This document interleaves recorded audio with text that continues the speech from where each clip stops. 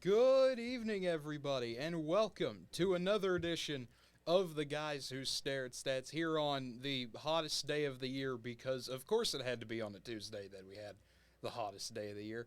I'm Cade Kennedy, joined by Andrew Santangelo. A lot to talk about today. If you're a baseball fan, we've got the All-Star Game to preview, the Home Run Derby recap of last night, and a look ahead of the second half of the MLB season. So, as always, turning it over to Andrew. Andrew, the one question we always ask on this show, the most important question of the day.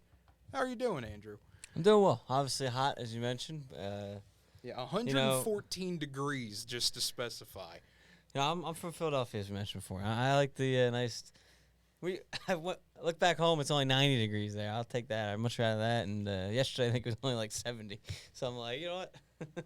I'd much rather be back home there with that nice cool temperature there. No, I'm just kidding. I'm excited to be here again. Another fun show. This is baseball time, so it's always my favorite time.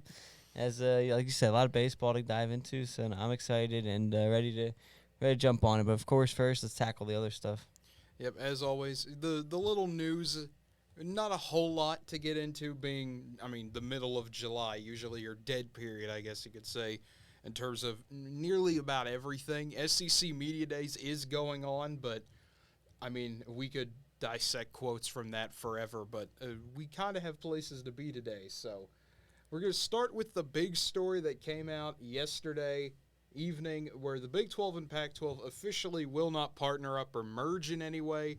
The Big 12 was the one who officially canceled the planned merger, which tells a lot of people that, or at least a lot of people I've seen speculating that the Big 12 is planning on taking some of the Pac-12 with them, maybe getting a Colorado, Arizona State, Utah, maybe even trying to court Washington and Oregon and get your big prizes there. But I'm interested to see what you think about it. Still going on. Realignment never sleeps, as I've said many a time on this show, and we're just in another round of it still.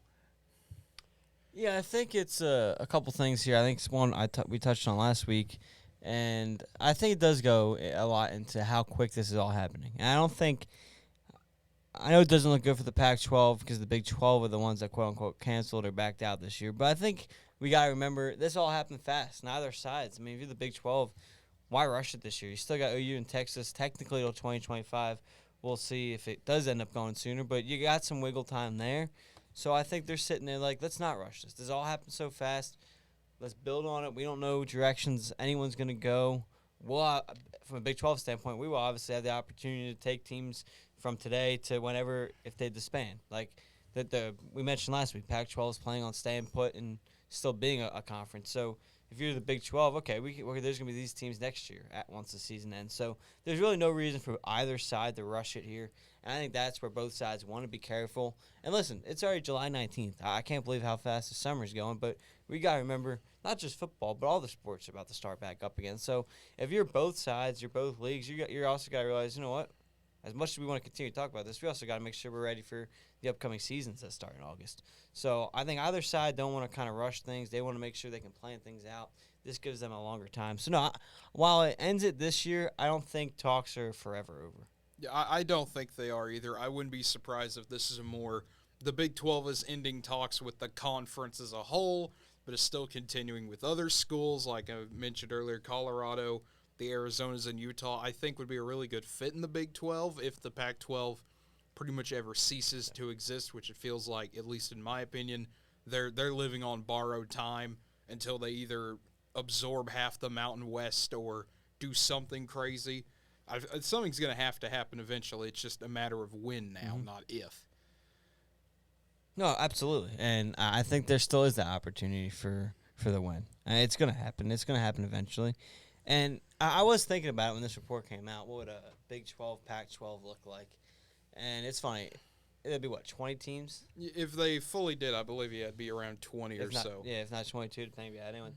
To me, that's a lot for the conference. I know you'd end up dividing it probably 10-10 split for divisions, maybe even go 3 divisions, depending on how many teams you actually end up with.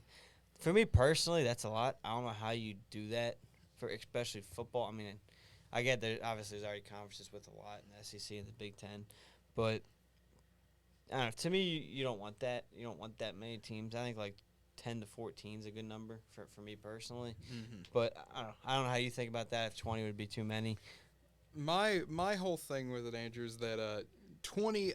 I guess the whole thing is we're going to come down to pods and things like that. We're going to come down to you're not even going to play half your conference most years, especially in football, basketball. I don't know what you would do there with a 20 team. Do you play every team once and then you have a 19 game conference schedule? Yeah, I'm trying to remember how many. I'm gonna look up because I think it would be last year what their conference record was. Yeah, I don't know what exactly you do there. The two teams I do feel bad for are Washington State and Oregon State. Yeah. Those two are absolutely going to get the short end of the stick here.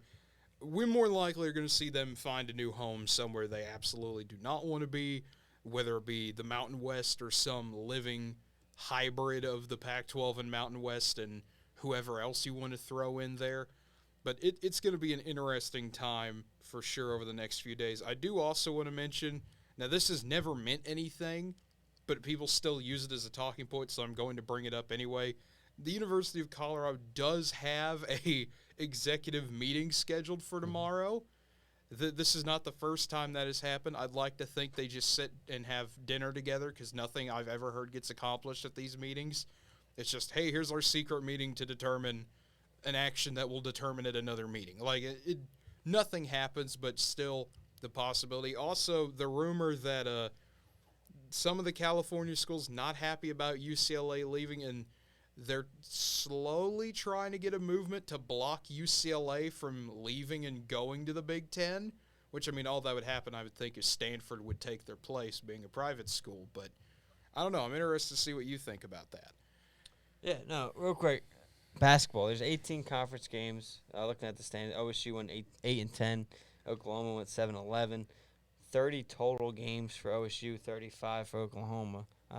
OSU must have had some games canceled. I don't really remember that part, but that also adds like NIT and things like that. That's true. They played like significant amount of less games than a lot of teams. Like Kansas played 40. Well, that's because NCAA tournament. That's true. All that stuff. But like, I don't know. Even West Virginia, like they played 34 games. So I don't know. Anyway, so yeah, it would be interesting. If you have 20 teams, obviously you can only play. You can't even play everybody once because you'd play 19 teams, unless you're gonna retract maybe one non-conference game. But now moving on to your point. To me, I mean, I get it in the sense of, you don't want UCLA to leave. But my counter to that, to those schools, would be, why would you want them to stay at this point? They clearly don't want to be there. Yeah. So every year, they're just going to look to leave until officially the quote-unquote contract's up. So to me, just let them move on. You guys try to figure out how to make your schools better or conferences better at this point. Because to me, if you're just going to force them back, that's just going to make them angry. They're going to do a lot of stuff to hurt like the school, other schools as well, and in the end, you just delay the inevitable. So to me, I don't know why you'd want that. If I'm a school, feel free to be mad at it. I'm not saying, be cheerful. Oh yeah, we just lost UCLA, but to block them, I just don't see the point in that one. Yeah, well, that is all for every non-baseball thing we're going to talk about today. Because moving on to our next story, Rob Manfred did something correct. I can't believe I'm saying that, but the MLB All-Star Game, if it goes to extra innings tonight, will be decided by a home run derby. That's how you do a baseball game, ladies and gentlemen. It's an all-star game. Have fun with it. It's not the most serious game in the world. I mean, people are out there taking selfies in the outfield. Like, come on. This is not the degree of seriousness of the World Series. Have some fun with it. And I think this would be a good way for the fans to stay engaged and have fun.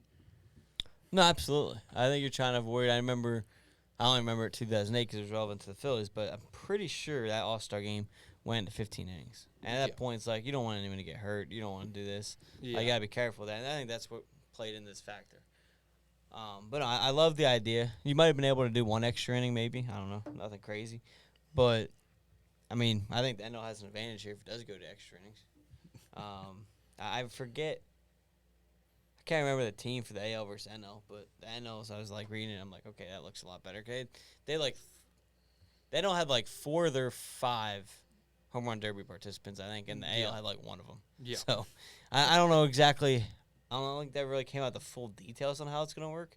If it's going to be like a 2-pitch thing to each batter who can hit the most home runs. So that would be interesting. But no, like Pete Alonso, Kyle Schwarber, they're all on the NL side of things, and the AL. They don't have they got Ty France, Kyle Tucker, Julio Rodriguez obviously did very well last night. Here we go with the official what it says here, 3 players from each league would take 3 swings apiece to decide the final result. So you pick your best 3. They each get 3 tries. Grand total there. Yeah, I wonder who's to say. It'd be funny who's throwing them if the manager's throwing. Imagine Dusty Baker throwing out the pitches for the AL. We should just get a pitching machine out there. Just play this completely normal. Bring a random person from the stands in to throw it. Like, here's the most average person we can find in Dodger Stadium. They're going to determine who wins the All-Star game. Yeah, it would be funny is if they did also. Well, might defeat the purpose because you might not get as many home runs.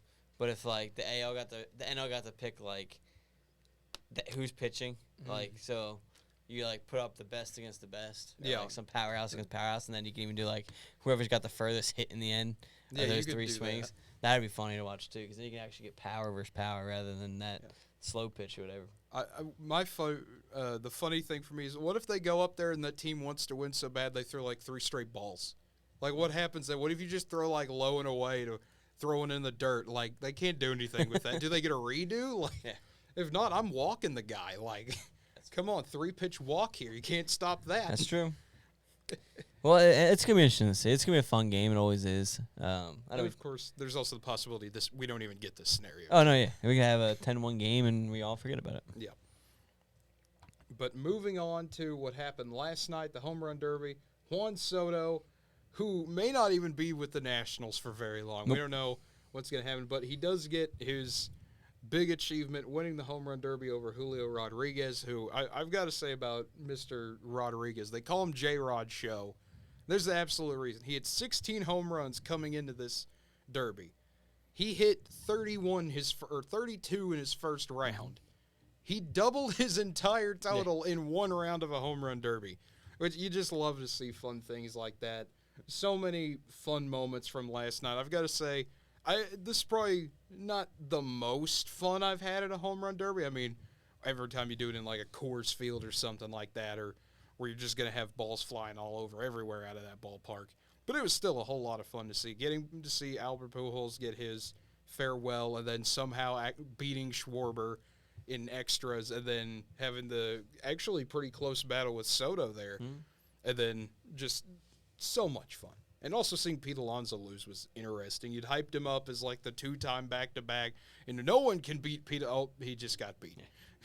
Hey, he didn't just get beat. He lost by like 9 home runs. Yeah, he got destroyed in terms of Home Run Derby.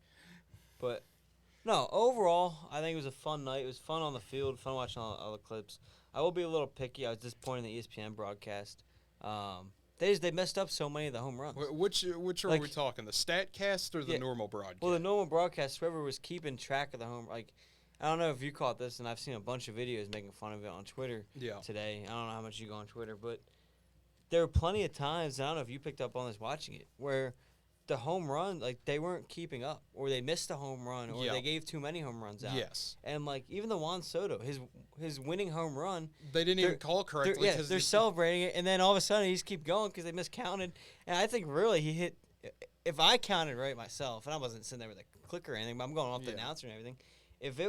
What I thought was right, I think he ended up hitting 2 more home runs than he needed to. I believe so. And it's just kind of like, for especially the run he went on the win, like, it could have been, like, so much more cooler, but, like, the way they didn't count it right. They threw off, you could tell it threw off the announcers, too, because they were sitting there confused. And, like, it was just funny, because, like, even going back to Albert Pujols, and there's been videos, it's been tough to tell, but the broadcaster, I can't remember who was doing it, goes, and Albert Pujols is going to finish with 12 home runs here in the first round. And then all of a sudden, they throw up 13. Everyone's like, what? Where'd that home run come from? My favorite one, I think, was the round after with Pujols and Soto, where Albert hits one, and the announcers just don't even mention the fact that he hit one. And you see the graphic change for like a split second at the top, and then they take it off the screen. Yeah, exactly. And then they're like, oh, by the way, he hit 13 home runs, not 12. Silly us. It was like, no, you just can't count. Like, no, exactly. And then, then they were trying to say the whole night, it's like, oh, everyone gets a 30-second bonus. But then Albert Pujols did, and I was like it. And they didn't like make it clear on why he got the one. And it was, I'm pretty sure it's because he hit 1/440.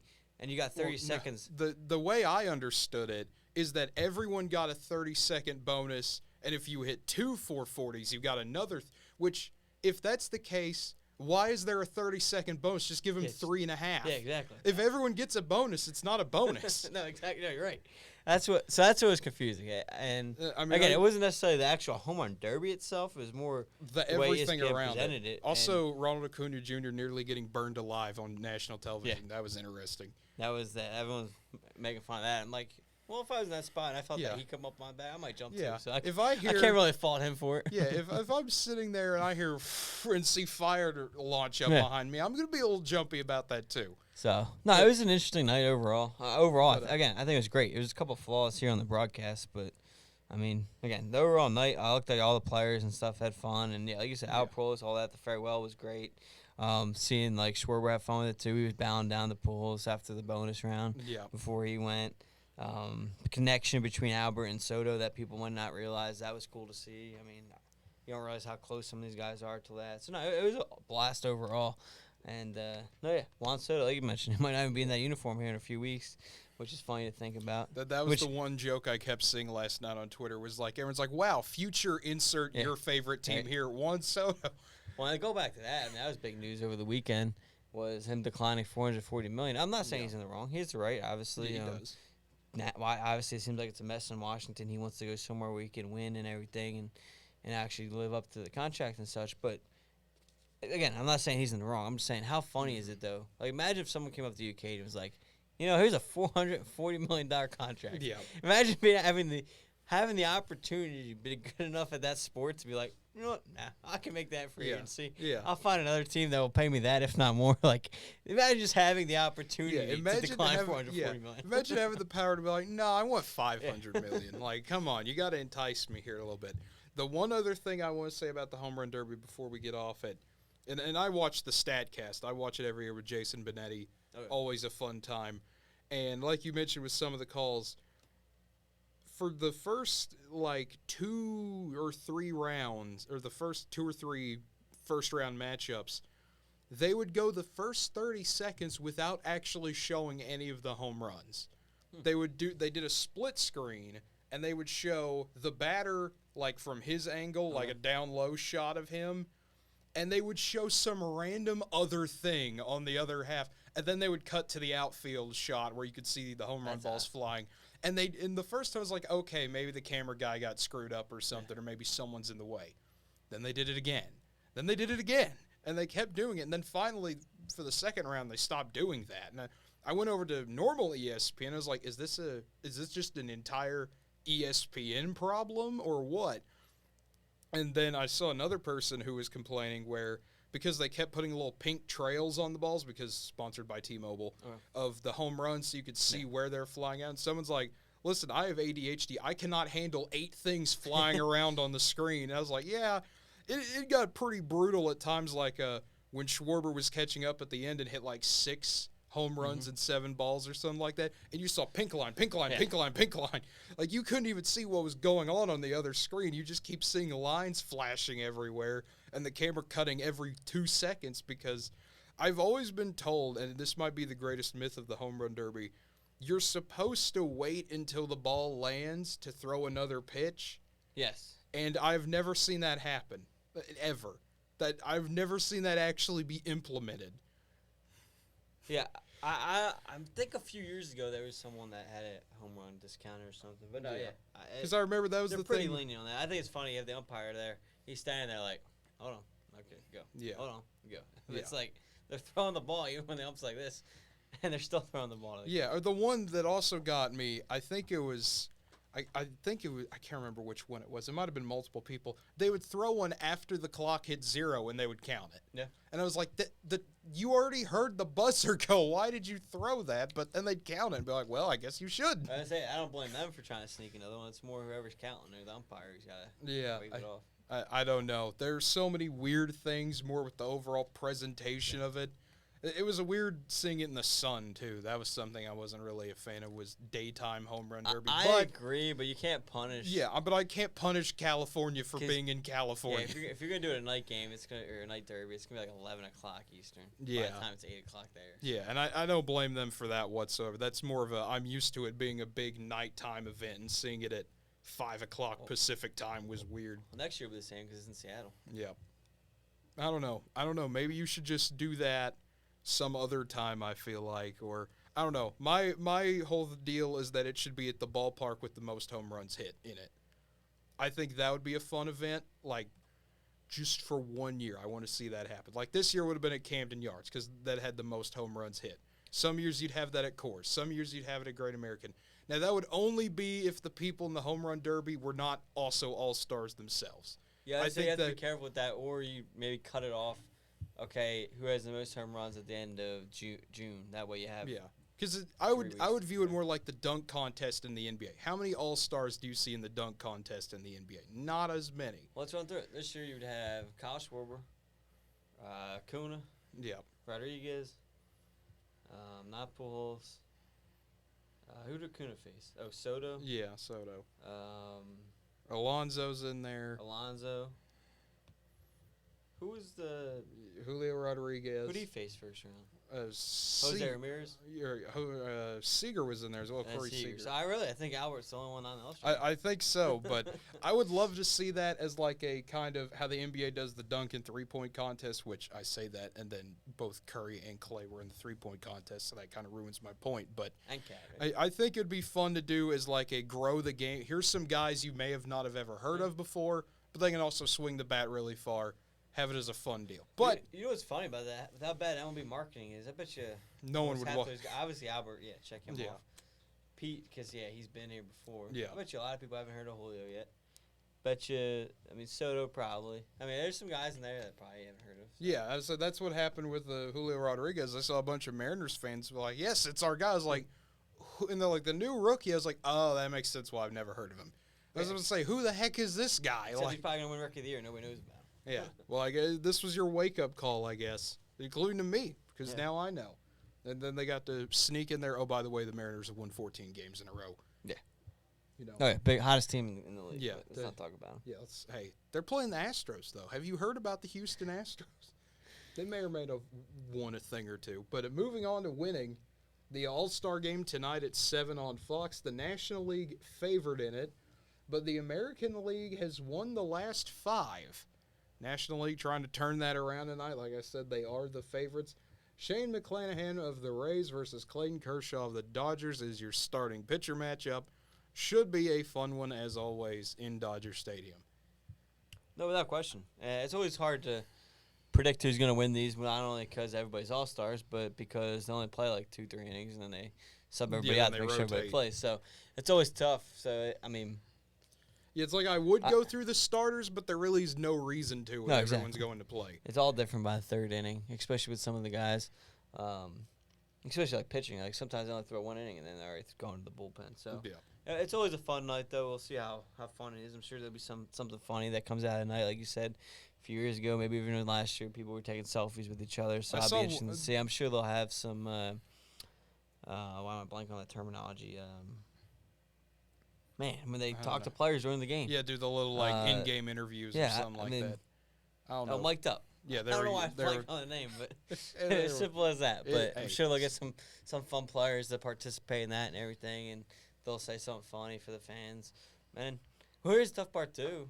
The only downside is because it's L.A., and I'm not saying L.A.'s bad. I'm saying because it's the time change. This game's going 5 o'clock Pacific time. People are just getting out of work. So you probably see a little empty stadium to start, but then fill up by the ninth This inning. was the same problem I had with the home run derby. They show the big establishing shot. It's like, where's the upper deck? Yeah. No one's here. And it's a shame because you can't punish and never give the West Coast the game unless maybe the only other thing you consider in – I think we touched on this a little bit last week, why it's not on the weekend. But, that'd be the other thing is, okay, you do a Saturday night home run derby. You still because it would be the night game. Or a Friday night home run derby and a Saturday night all-star game. But you still run into the Saturday or the – I was trying to think of a way to get the night home run derby, but that's just impossible. Yeah. What they could do, I could see them doing is it's West Coast, move it to 6 Pacific, 8. Now, yes, that's 9 Eastern. Yeah, but if you're already staying up, for an 8 Eastern game, you're already going to watch it. What they could do, though, is a 6 Pacific, 9 Eastern home run derby Saturday night. Yeah. You fill up. And then you could do a Sunday game, 4 o'clock Eastern or 1 o'clock Pacific time. Because it's a Sunday, you'll still have people show up, and 1 o'clock's plenty of time. Even if you go to church, I mean, you're still gonna have time to get down to the ballpark. Yeah, I think so. There are a lot of ways the MLB can do this. It's just doing it on Tuesday is just a little weird for me. I mean, it's good because nothing else is going on today. This is, unless you love the WNBA, but this is the game in town tonight. But that's going to happen in about an hour and a half from about right now. Yeah, about an hour and a half. But looking at the MLB standings, kind of what we think is going to happen, looking at the second half of the season, the Yankees are still in control of the American League East. Tell me if you've heard that before. Never. 64-28. Yeah, first time ever. Who's this Aaron Judge guy? I don't know.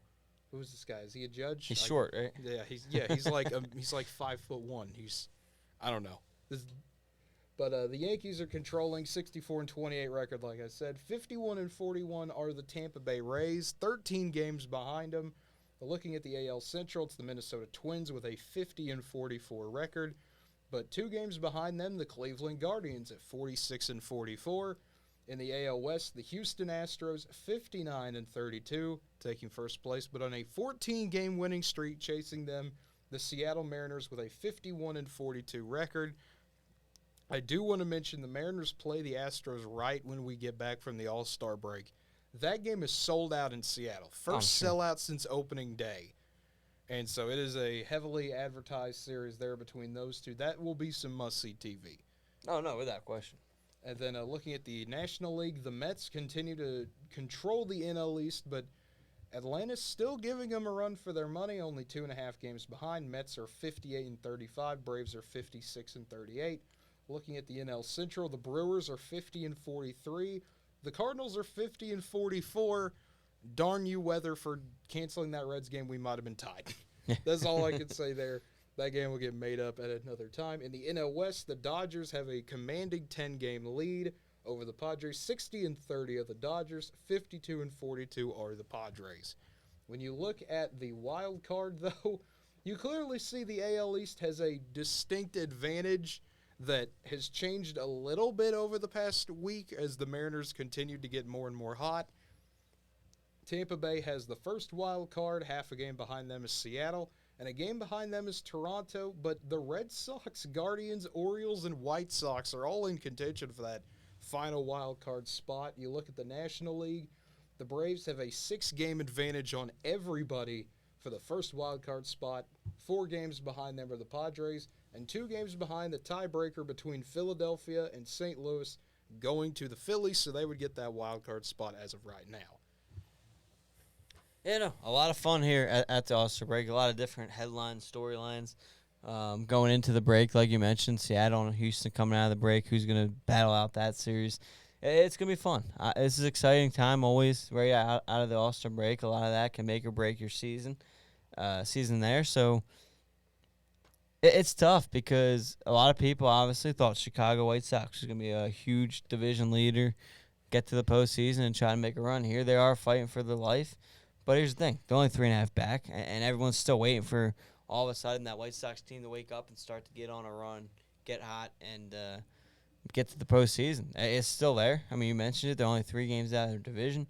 They're only 3.5 out of the wild card spot. So a lot of opportunities there for them. Can they click?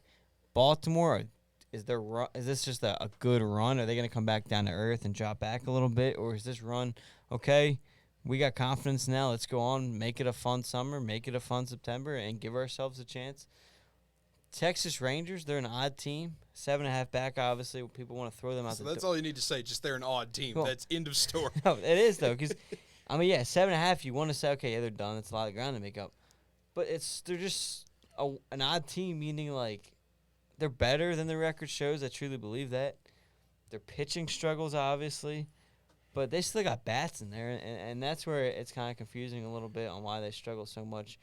They end up getting swept to Seattle there right before the break. That obviously dropped them back a little bit. They were closer. So maybe they can even make noise. And here's what's going to be fun, too, is everybody.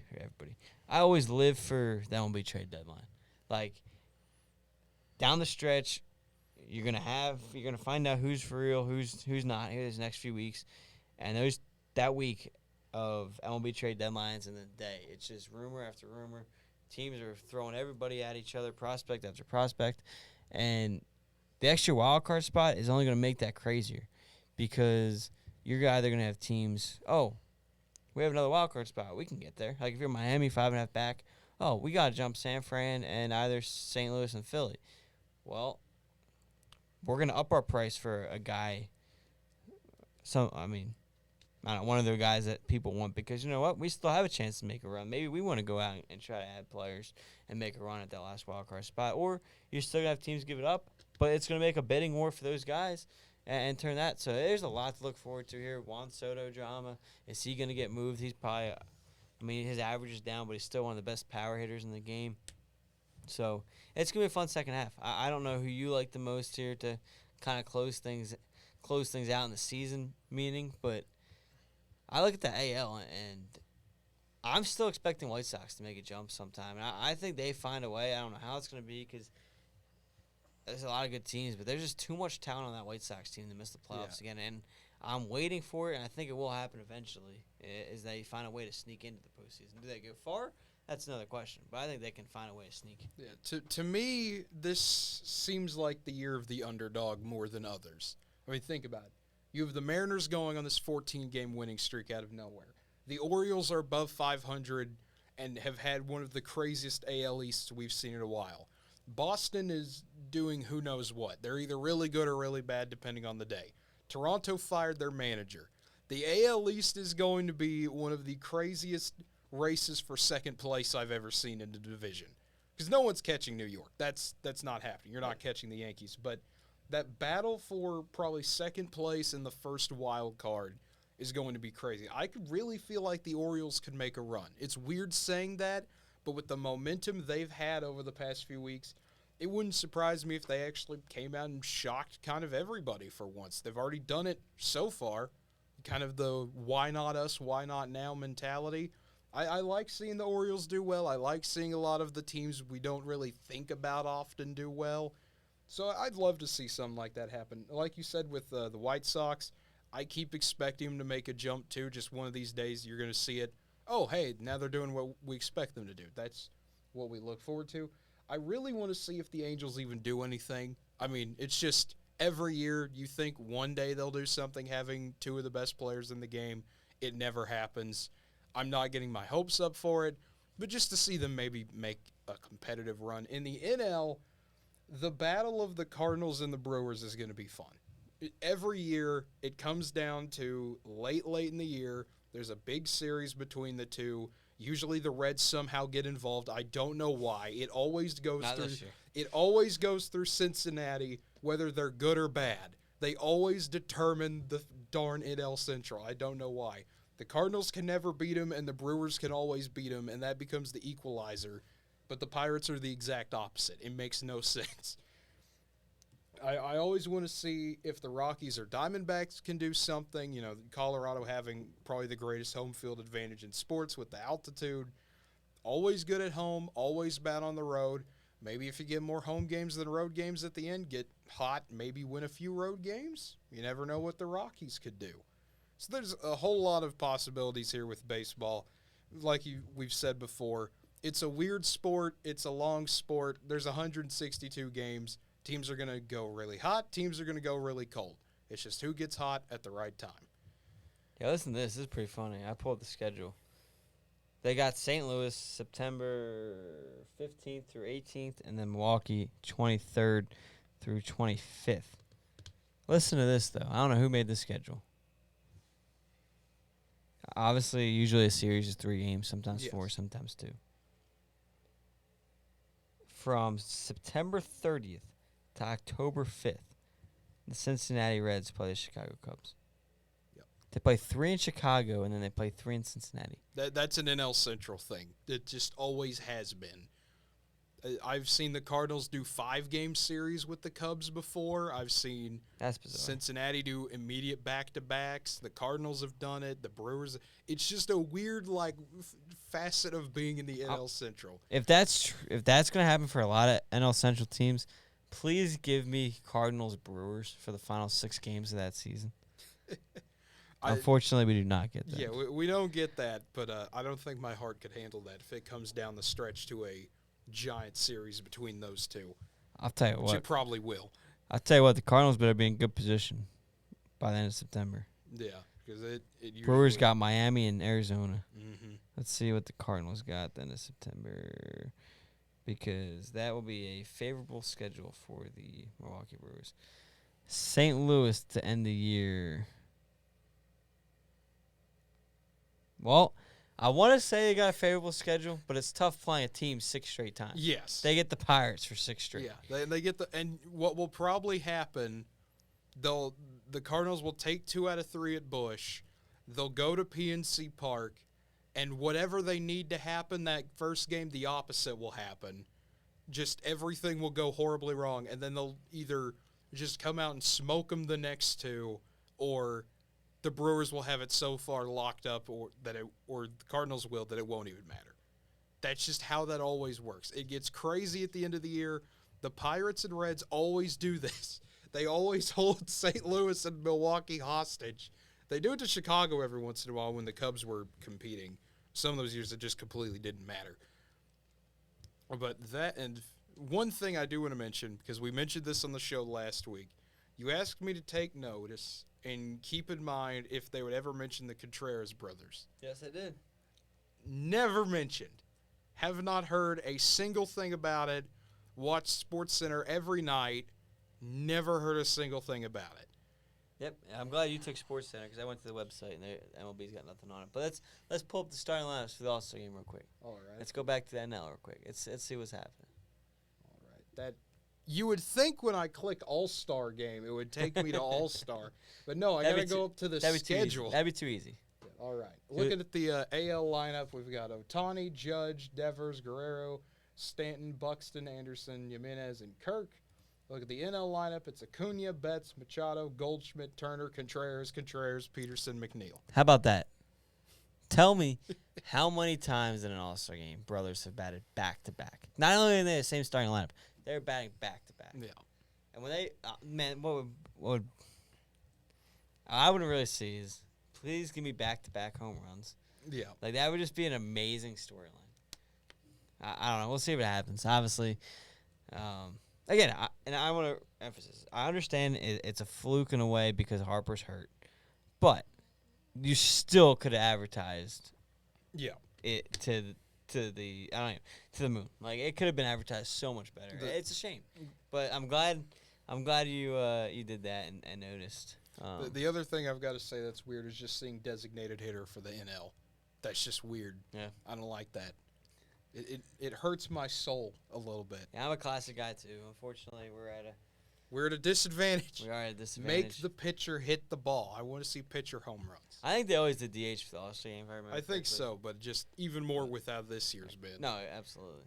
I'll tell you what, that's a fun lineup though. It is a fun lineup. I wish I could have Betts, Machado, Goldschmidt, Turner in my lineup, all in the same.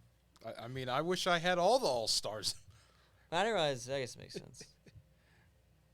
I was thinking Soto was starting, but I guess not. Yeah, I guess not. But unless you got anything else, that is it for the show today. I mean, we will be off. I do want to mention we will be off Thursday. I will be on vacation. That's fun. We will be back next Tuesday for the next edition of the Guys Who Stare at Stats. Recap the All-Star game. Maybe even more craziness will happen by then. So unless you got anything else left to add, Andrew, that will do it. Enjoy your tonight. vacation. I will enjoy my vacation. It should be a fun time. As always, we thank you for tuning in. If you enjoyed what you heard tonight, be sure to follow us here on twitch.tv/NWTV7. Give us a follow or subscribe to our YouTube channels, NWTV7 and the Guys Who Stare at Stats. Follow us on Facebook, Twitter, Instagram, or TikTok at NWTV7. For Andrew Santangelo, I am Cade Kennedy, and have a wonderful week. Have a wonderful weekend. Stay out of the heat as much as you can. Do not get heat stroke. Do not recommend. Do not do that. Stay inside. Or if you are going to go outside, be prepared to brace the elements. It's going to be hot out there. Have a good one, everybody.